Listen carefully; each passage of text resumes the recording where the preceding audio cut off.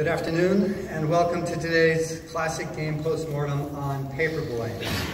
My name is John Salwitz. I am a Principal Technical Director at Electronic Arts. But today you will not, in fact, be hearing anything about Paperboy Frostbite or Paperboy Origin. Actually, my credentials to do this presentation have very little to do with Electronic Arts. I hope I am qualified to give this presentation because I was part of this really wonderful team, the team that created the original arcade version of Paperboy.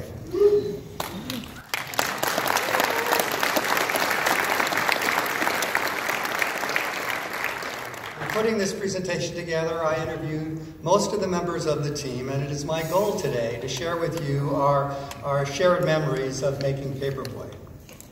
And just to be clear, my talk today is mostly going to be about the original version of Paperboy, the one hopefully you played somewhere in some dingy arcade somewhere, 1 or 2 quarters at a time.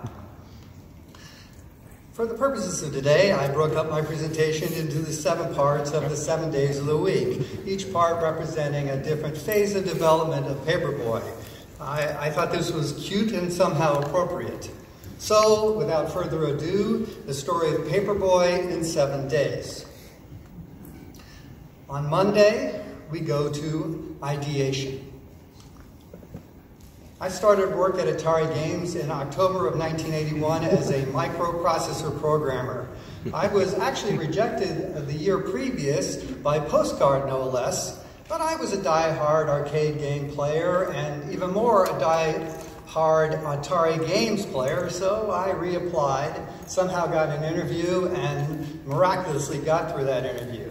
That was the start of my video game career. I ended up working at Atari for about 10 years. For my first assignment, I was paired up with this guy, a designer named Dave Ralston. Dave is actually a designer-artist who started his life in games as a pinball designer for Atari. He started at Atari almost exactly a year before I did.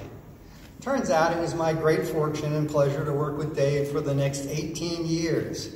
It is rare indeed to find this kind of partnership. I feel very blessed indeed.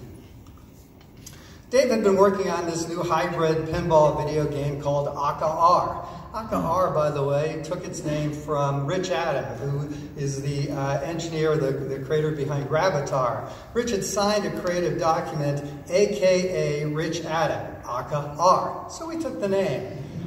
A little time later, Atari renamed the game Sentinel before we took it on field test. Dave and I worked on that game for around 9 months, really tried to get the pinball video thing working. Never really did, so we went back to a conventional video game. And off to field test we went.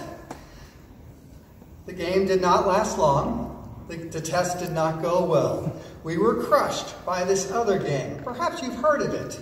Robotron? Thanks, Eugene Jarvis. This once again proved Toyer's Law, named after Dave Toyer, he of Missile Command and Tempest fame, which states, your first game will be a real dog, and ours surely was.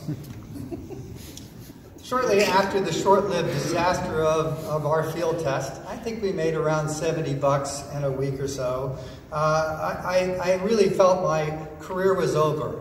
And so we conducted a post-mortem, which was typical at the time at Atari.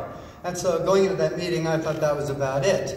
But Dan Van Eldren, who was then Vice President of Engineering at Atari Games, instead told us, amazingly, great try for a bunch of rookies. What are you going to do next? This, by the way, is, in my opinion, is how you start to build a great game team. I want to talk about Atari Coin-Op for just a second, largely because as I interviewed the other people on our team, a very common thing that they said that was working at Atari was either the best job they ever had or one of the best jobs they ever had.